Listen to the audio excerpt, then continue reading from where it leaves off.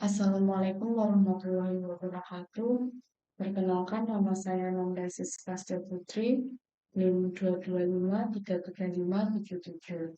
Di sini saya akan menjelaskan materi pengantar sehari. Materi selanjutnya dari materi yang kemarin. Di sini ada tujuan lapisan fisik. Yang pertama, koneksi fisik. Jenis koneksi fisik yang digunakan bergantung pada pengaturan jaringan. Misalnya, di banyak kantor, perusahaan, karyawan mempunyai komputer desktop atau laptop yang terhubung secara fisik melalui kabel ke switch bersama. Jenis pengaturan ini adalah jaringan kabel. Data ditransmisikan melalui kabel fisik. Selain koneksi kabel, banyak bisnis juga menawarkan koneksi nirkabel untuk laptop, tablet, dan ponsel pintar. Dengan perangkat nirkabel, data ditransmisikan menggunakan gelombang radio. Konektivitas nirkabel adalah hal yang umum ketika individu dan bisnis sama-sama menyadari manfaatnya. Perangkat di jaringan nirkabel harus terhubung ke titik akses nirkabel atau AP atau router nirkabel seperti yang ditunjukkan pada gambar ini. Ini gambar router nirkabel. Yang nomor satu ini antena nirkabel. Ini tertanam di dalam versi router yang ditunjukkan pada gambar ini. Kalau yang nomor dua ini berapa switch Ethernet. Ini switch Ethernet itu yang ini. Yang ketiga pelabel Ethernet. Pelabel Ethernet itu yang nomor 3 ini. Selanjutnya koneksi kabel ke router nirkabel. Kartu antarmuka jaringan menghubungkan perangkat ke jaringan. NIC Ethernet digunakan untuk koneksi kabel seperti yang ditunjukkan pada gambar, sedangkan NIC jaringan area nirkabel atau WLAN digunakan untuk koneksi nirkabel.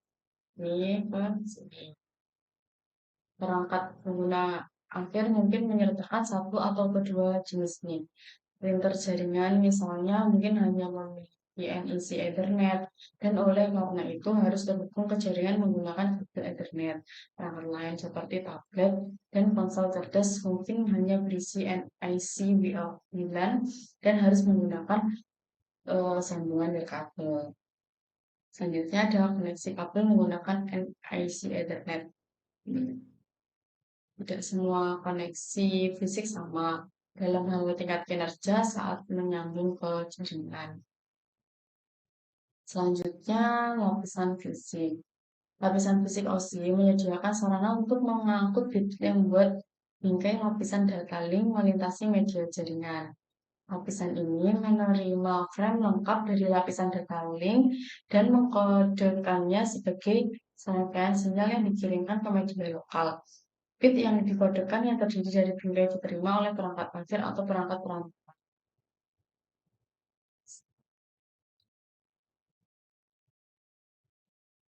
Selanjutnya yaitu selanjutnya karakteristik lapisan fisik.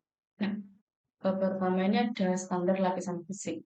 Jadi karena topik sebelumnya itu memperoleh gambaran yang tinggi tentang lapisan fisik dan tepatnya dalam jaringan, kalau yang ini itu kita membahas tentang standar atau spesifik lapisan fisik. Ada banyak organisasi internasional dan nasional, organisasi pemerintah yang mengatur dan perusahaan swasta yang terlibat dalam menetapkan dan memelihara standar lapisan fisik. Misalnya standar perangkat keras, media, pengkodean, dan pensinyalan lapisan fisik ditentukan dan diatur oleh organisasi standar berikut. Ada ISO, IEA, ada ITU, ANSI, IEE, dan lainnya. Selain itu, seringkali terdapat kelompok standar perkabelan regional seperti CSA, Komit Eropa untuk standarisasi elektronik teknik, dan lainnya. Ada komponen fisik. Standar lapisan fisik membahas 3 bidang fungsional. Yang pertama ada komponen fisik, ada pengkodean dan sinyal. Komponen fisik adalah perangkat keras elektronik, media, dan konektor lain yang mengirimkan sinyal yang mewakili bit. Komponen perangkat keras seperti NIC, antarmuka, dan konektor.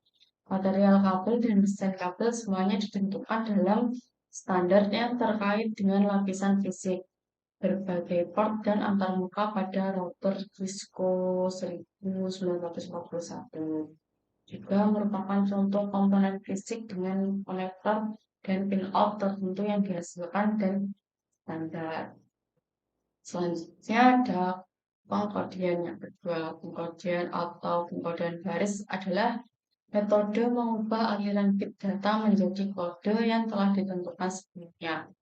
Kode adalah pengelompokan bit yang digunakan untuk memberikan pola yang dapat diprediksi yang dapat dikenali oleh pengirim dan penerima. Dengan kata lain, pengkodean ini tuh metode atau pola yang digunakan untuk mewakili informasi digital. Ini, misalnya, pengkodean Manchester mewakili bit 0 dengan transisi tegangan tinggi ke rendah dan bit 1 mewakili transisi dengan tegangan rendah ke tinggi. Ini tegangannya sini tuh transisi terjadi pada pertengahan setiap periode bit. Jadi transisi ini tuh terjadi pada pertengahan di periode bit. Yang ketiga ada sinyal. Lapisan fisik harus menghasilkan sinyal listrik, optik atau nirkabel yang mewakili 1 dan 0 pada media. Cara bit dipresentasikan disebut metode pensinyalan. Standar lapisan fisik harus menentukan jenis sinyal yang mewakili 1 dan jenis sinyal apa yang diwakili 0.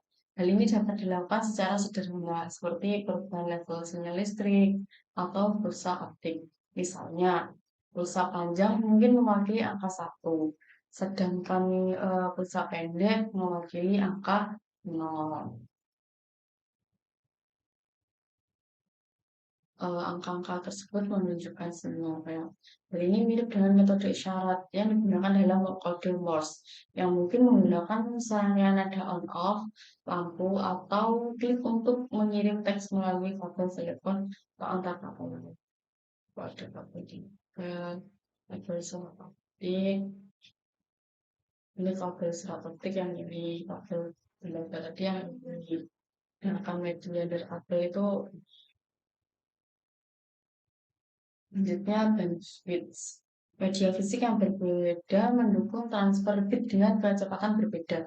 Transfer data biasanya dibahas dalam hal bandwidth. Bandwidth adalah kapasitas di mana suatu media dapat membawa data. Bandwidth digital mengukur jumlah data yang dapat mengalir dari satu tempat ke tempat lain dalam jangka waktu tertentu. Bandwidth ini biasanya diukur dalam kilobit per detik atau megabit per detik atau gigabit per detik. Bandwidth terkadang dianggap sebagai kecepatan perjalanan bit, namun hal ini itu tidak akurat. Ada Ethernet 10 Mbps dan 100 Mbps.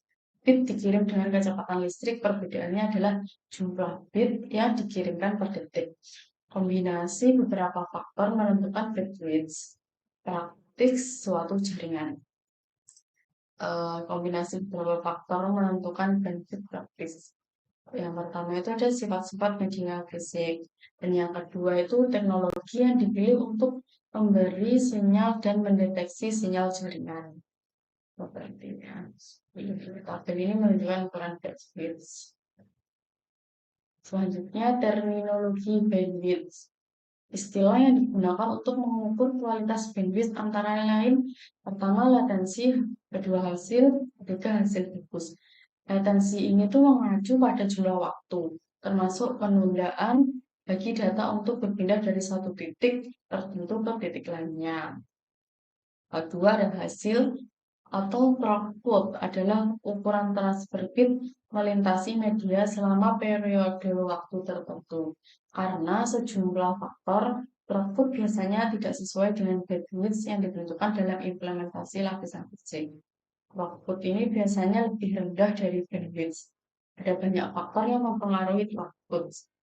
Pertama ada jumlah, kedua jenis lalu lintas, dan ketiga latensi yang dihasilkan oleh jumlah perangkat jaringan yang ditemui angka 9 dan 7. Ketiga, hasil bagus. Ada pengukuran transfer data yang digunakan itu dikenal sebagai output. Output adalah ukuran data yang dapat digunakan yang ditransfer selama periode waktu tertentu.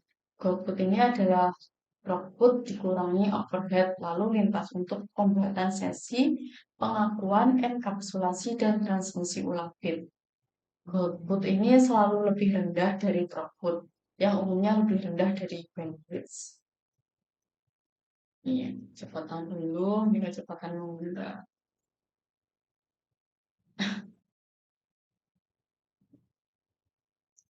Selanjutnya kabel tembaga.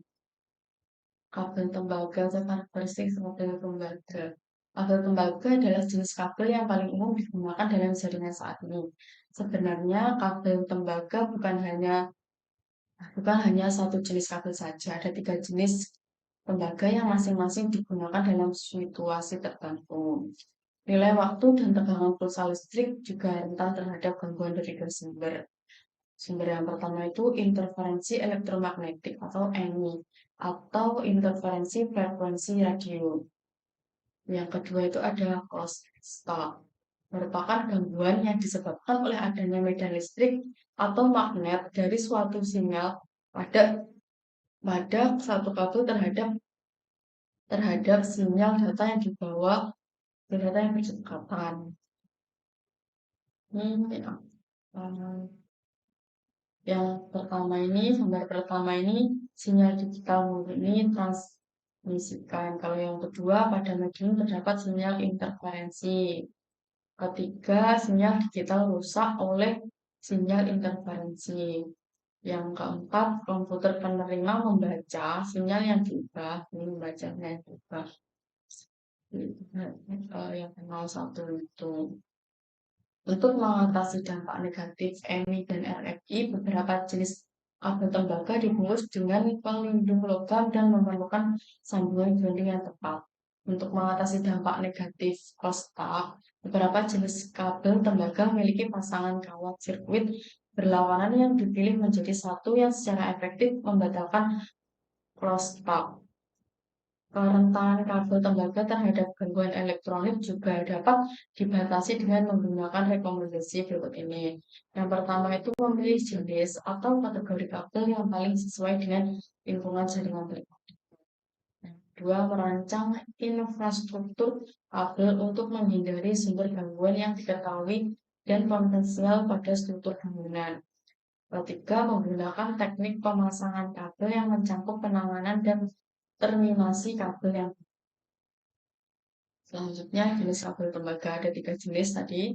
Yang pertama ini kabel twisted pair tanpa pelindung. Ini tanpa pelindung.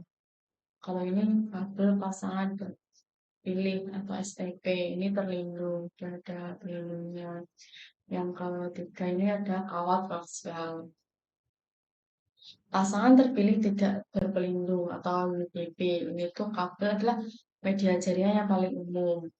Kabel UTP diakhiri dengan konektor RJ45 digunakan untuk menghubungkan host jaringan dengan perangkat jaringan perantara seperti contohnya ke switch dan router seperti gambar di bawah ini. Ini yang pertama ini luar melindungi kabel tembaga dari kerusakan fisik. Jadi ini pelindungnya kabel dari kerusakan. Kalau yang kedua ini itu pasangan terpilih melindungi sinyal dan interferensi. Ini nomor 2 itu melindungi interferensi. Kalau yang 3, isolasi plastik berkode warna secara elektrik. Selanjutnya ada STP. STP itu memberikan perlindungan kebisingan yang lebih baik daripada kabel UTP. Namun dibandingkan kabel UTP, kabel STP jauh lebih mahal dan sulit dipasang. Seperti kabel UTP, STP menggunakan sama konektor RJ45. Kabel STP itu menggabungkan teknik pelindung untuk melawan EMI dan RFI. Ini gambarnya. gambar kabel TV. Yang ketiga tadi ada kawat koaksial. Ini gambarnya. Jadi meskipun kabel OTP pada dasarnya menggantikan kabel koaksial, desain kabel koaksial digunakan dalam situasi berikut. Yang pertama itu digunakan untuk instalasi nirkabel, dan kedua digunakan untuk instalasi internet kabel. Selanjutnya kabel UTP.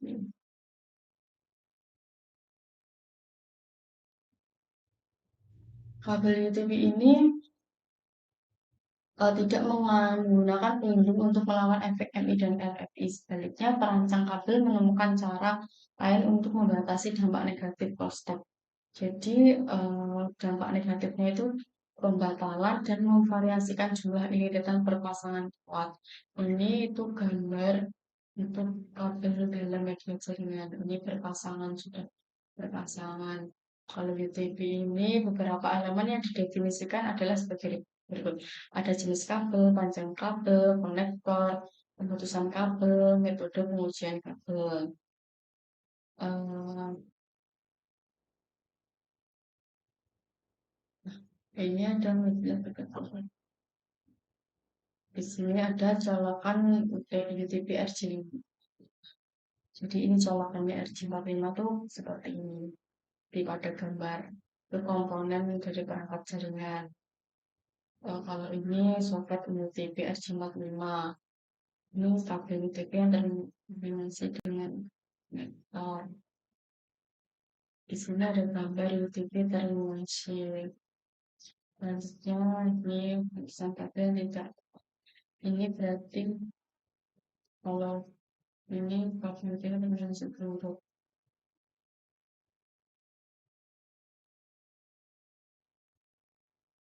Hmm. Selanjutnya ada kabel strike dan crossover. Jadi situasi jenis kabel utama diperoleh dengan menggunakan konversi kabel yang tertentu.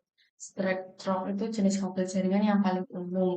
Biasanya digunakan untuk menghubungkan host ke switch dan switch ke router. Kalau Ethernet crossover itu kabel yang digunakan untuk menghubungkan perangkat serupa. Misalnya untuk switch ke switch, host ke host, atau router ke router. Iya, gambar ini mengidentifikasi pasangan kabel. Jadi ini satu dua tiga empat ini pasangan-pasangan kabel.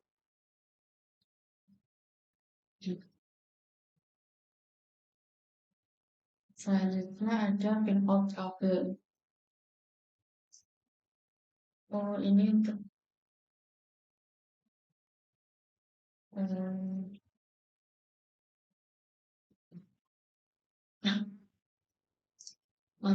materi selanjutnya yaitu kabel serat optik. Sifat kabel serat optik ini seperti yang telah dipelajari yang tadi, serat optik adalah untayan kaca yang sangat murni yang fleksibel, namun sangat tipis dan transparan, tidak lebih besar dari rambut manusia. Sebagai analogi, bayangkan gunungan tisu kosong yang bagian dalamnya dilapisi seperti cermin. Panjangnya 1.000 meter. Dan petunjuk laser kecil digunakan untuk mengirimkan sinyal kode. Jenis media fiber itu ada dua kabel serat optik secara garis besar diklasifikasikan menjadi dua jenis. Yang pertama itu ada serat mode tunggal atau SMF, dan yang kedua ada serat multimode MMF. Nah, ini ilustrasinya. Serat mode tunggal itu ilustrasinya ini. Gambarnya seperti ini. Jadi intinya sangat kecil, besar. Kalau serat multimode, ilustrasinya seperti ini. Dia agak muda sama yang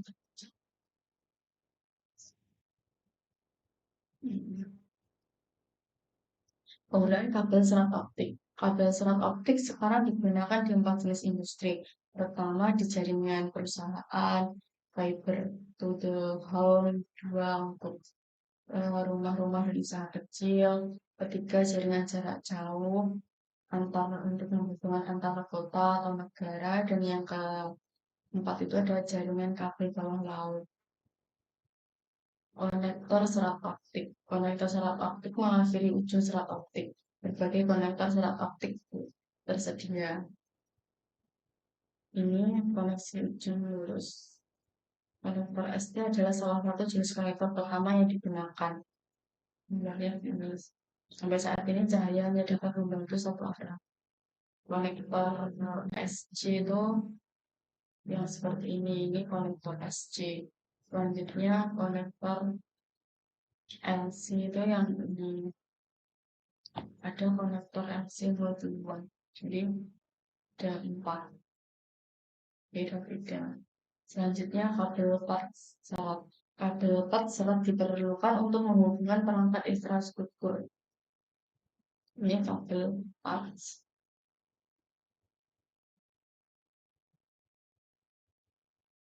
Ada media nirkabel. Media nirkabel. Ini adalah beberapa keterbatasan di kabel. Itu yang pertama, area cakupan.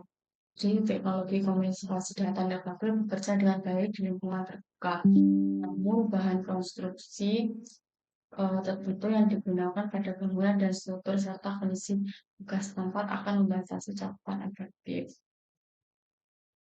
Yang kedua itu ada interferensi. Dan ketiga keamanan keempat media bersama. Jenis media nirkabel.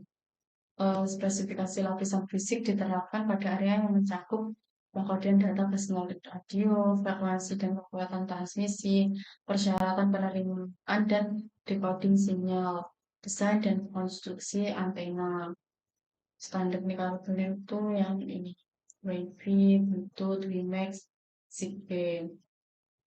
Teknologi nirkabel lainnya seperti komunikasi seluler dan satelit juga dapat menyediakan konektivitas jaringan data. Namun, teknologi nirkabel ini berada di luar cakupan modul ini. Ada LAN nirkabel. Secara umum, WLAN memerlukan perangkat jaringan seperti VIP, wireless access point, dan adapter NIC nirkabel. Cisco Materi selanjutnya yaitu sistem bilangan bulat. Binar adalah sistem penomoran yang terdiri dari angka 0 dan 1 yang disebut bit. Sebaliknya, sistem penomoran desimal terdiri dari 10 digit yang terdiri dari angka 0 sampai 9. Itu desimal. Binar penting untuk kita pahami karena host, server, dan perangkat jaringan menggunakan pengalamatan binar. Secara khusus, mereka menggunakan alamat IPv4 binar seperti yang ditunjukkan pada gambar ini. Yang namanya binar 1101. Setiap alamat, jadi setiap alamat ini terdiri dari 32 bit. Dibagi menjadi 4 bagian yang disebut octet. Ini dibagi 4 bagian. Jadi satu bagian ini namanya octet. Setiap octet berisi 8 bit atau byte atau 1 byte yang dipisahkan dengan sebuah titik. Dipisahkan titik misalnya ini ada gambar diberi alamat ini beralamat ini. Untuk kemudian menggunakan oleh orang-orang alamat IPv4 biasanya dinyatakan dalam notasi desimal bertitik. DC1 diberi alamat IP 192.168.10.10 dan alamat gateway-nya 192.168.10.1.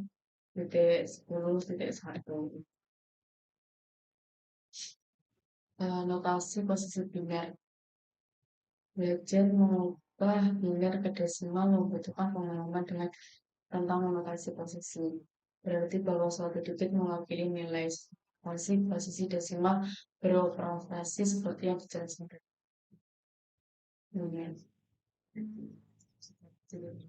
Si dalam nomor. Jadi ini menjelaskan baris 1. Radix adalah garis bilangan. Notasi desimal didasarkan pada 10. Oleh karena itu, radixnya adalah garis 1. Garis kedua, posisi dalam bilangan mempertimbangkan posisi bilangan desimal. Baris ketiga menghitung nilai posisi dengan mengambil bit. N adalah 1, N-nya 1. Untuk menggunakan sistem posisi, cocokkan angka tertentu dengan nilai posisinya. Contohnya pada tabel mengilustrasikan bagaimana notasi posisi digunakan dengan angka desimal 1, 2, 3, 4. Hasilnya itu 1. Caranya begini.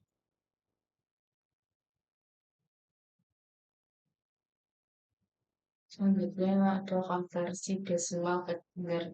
Cara mengkonversi desimal ke biner. Untuk memahami cara mengubah alamat ini menjadi biner, alat yang berguna adalah tabel nilai posisi biner.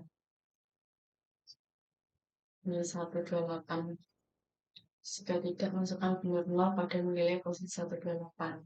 I. Nilai posisi N lebih besar jika ia tambahkan biner 1 pada ini. Tinggal menambahkan. Kalau selanjutnya ini posisi 64. Selanjutnya posisi 32 sampai seterusnya. Contoh konversi desimal ke biner. Ini caranya mengubah desimal ke biner. 192, di mana kita bisa menghasilkan 192 itu dari penjumlahan desimal 128 itu ya 192 ditambah lagi, tambahkan dengan 128.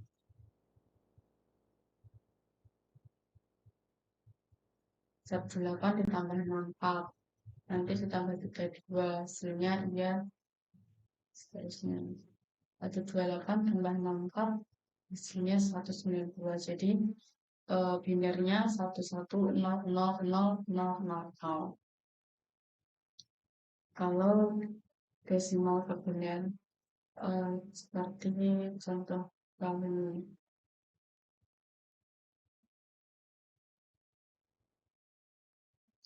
alamat IPv4. Seperti disebutkan di awal topik ini, router dan komputer hanya memahami biner, sedangkan manusia bekerja dalam desimal. Penting bagi Anda untuk mendapatkan pemahaman alamat desimal bertitik. Jadi alamat desimal itu harus dikasih titik. Kalau oktet, oktet itu ini yang namanya oktet. Alamat 32 bit itu yang ini. Jadi ini jumlahnya dari awal sini sampai akhir itu ada 32 bit. Materi selanjutnya itu sistem bilangan hexadesimal. Sama seperti desimal yang merupakan sistem bilangan berbasis 10. Namun hexadesimal ini sistem berbasis kalau hexa itu sistem bilangannya berbasis 16. Sistem menggunakan angka 0 sampai 9 dan huruf A sampai F. Gambar ini desimal. Kalau desimal kan desimalnya itu 0 sampai 15. Kalau biner kan hanya ada angka 0 dan 1. Kalau hexa itu 0 sampai 9 dilanjutkan A sampai huruf F. Biner dan hexa bekerja sama dengan baik karena lebih mudah untuk menyatakan suatu nilai sebagai 1 digit hexa dibandingkan sebagai 4 bit biner. Ini cara hexa.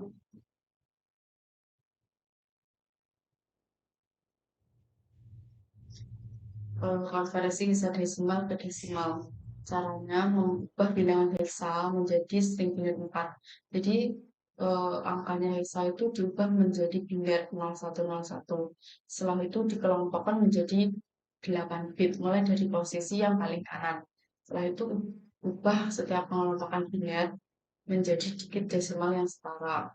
Contohnya ini D2 dalam string biner D itu kan 1101 dan 2 itu kan 0010. Setelah itu diurutkan dari yang paling kanan dikelompokkan. Kalau sudah dikelompokkan, dijumlah ke desimal.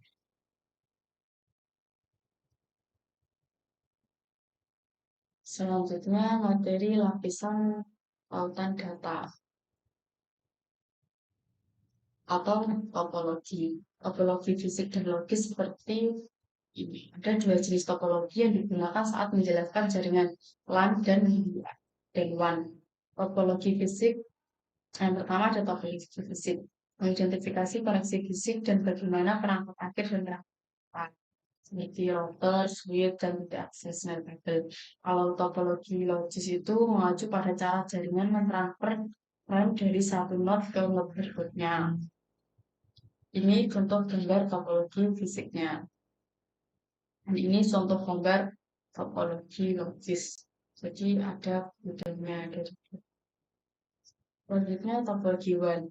Angka-angka tersebut menggambarkan bagaimana WAN umumnya saling terhubung menggunakan tiga topologi WAN fisik yang umum. Ini poin ke poin. Ini adalah topologi WAN yang paling sederhana dan paling umum. Selanjutnya hub. Ini adalah versi WAN dari topologi bintang. Ini topologi bintang. Ini topologi dengan ketersediaan tinggi. Ya, yang sedia ada tiga topologi. Ini yang paling simpel dan ini start topologi start dan bintang. Selanjutnya topologi WAN ke titik-titik. Topologi fisik point to point menghubungkan dua net secara langsung seperti yang ditunjukkan pada gambar ini. Topologi LAN, topologi LAN, teknologi Ethernet awal dan LAN token ring lama mencakup dua jenis topologi lainnya. Ada dua topologi di LAN ini, ada bus dan ring. Kalau bus itu satu sama lain yang diakhiri dalam ini topologi fisik. Ini topologi bintang itu yang ini bintang topologi bus pas ini. Kalau ini namanya cincin, jadi bentuknya seperti cincin. Jadi ini dinamakan topologi bintang juga bentuknya bersama kayak bintang. Akses berbasis metode kontrol akses. Beberapa jaringan multi akses memerlukan aturan yang mengatur bagaimana perangkat berbagi media fisik. Ada dua metode, yang pertama akses berbasis pertikaian dan yang kedua ada akses terkendali. Ini akses pertikaian itu gambarnya seperti ini. Selanjutnya ada akses terkendali. Jaringan cincin token ini menggunakan jaringan cincin token.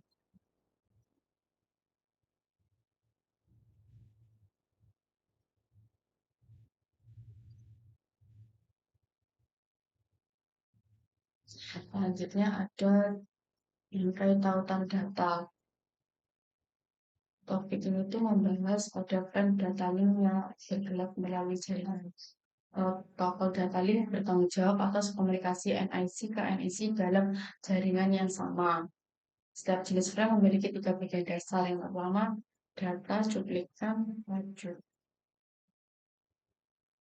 Seperti yang ditunjukkan pada gambar ini, dalam lingkungan yang rentan diperlukan lebih banyak kontrol untuk memastikan pengiriman.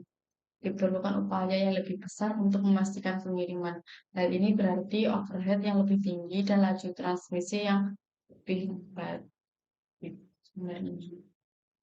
Bidang bingkai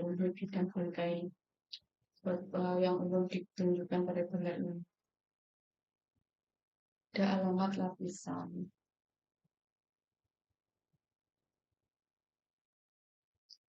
Selanjutnya yaitu bingkai Ethernet. Materi yang terakhir ada enkapsulasi Ethernet. Jadi Ethernet beroperasi pada lapisan data link dan lapisan fisik. Ini adalah keluarga teknologi jaringan yang didefinisikan dalam standar IEEE. Lapisan pasang data. Ingatlah bahwa LNC dan MIC memiliki peran berikut di lapisan data link. Yang pertama ada sublapisan LNC dan kedua ada sublapisan MIC. Sublapisan MIC itu bertanggung jawab untuk enkapsulasi data dan akses media. Enkapsulasi data meliputi hal berikut. Pertama ada bingkai Ethernet, kedua pengalamatan Ethernet, dan ketiga deteksi keselamatan Ethernet. Bidang bingkai Ethernet. Setiap frame yang panjangnya kurang dari 60 byte dianggap sebagai Collinson fragment atau run frame dan secara otomatis dibuang oleh satuan penerima. Bingkai dengan data lebih dari 1500 bit dianggap bingkai jumbo atau bingkai raksasa kecil. Ini detail bingkai Ethernet itu yang ini.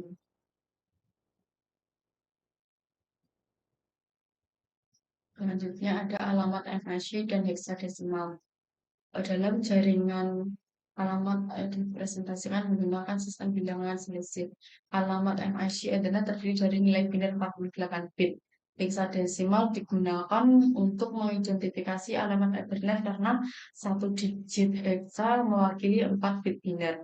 Oleh karena itu, alamat MIC Ethernet 48 bit dapat dinyatakan hanya dengan menggunakan 12 nilai hexa.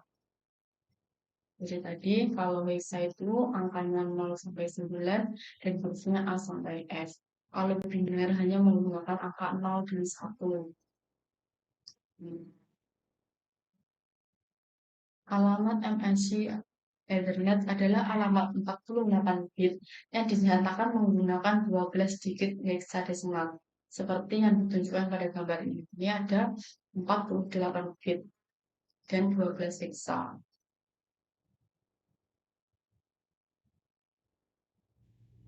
Alamat MIC Unicast. Di Ethernet, alamat MIC berbeda digunakan untuk komunikasi Unicast siaran dan multicast lapisan 2.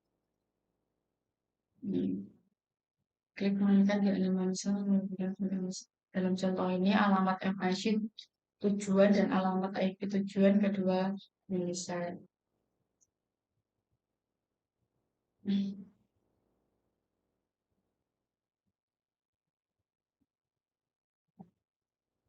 Materi yang terakhir ini adalah tabel alamat MIC. Di dalamnya ada ganti dasar-dasar. Skala Ethernet memeriksa tabel alamat NIC-nya untuk membuat keputusan penerusan setiap frame. Tidak seperti hub Ethernet lama yang mengulangi bit keluar semua port. Sekian dari saya. Jika ada kurangnya, mohon maaf. Wassalamualaikum warahmatullahi wabarakatuh.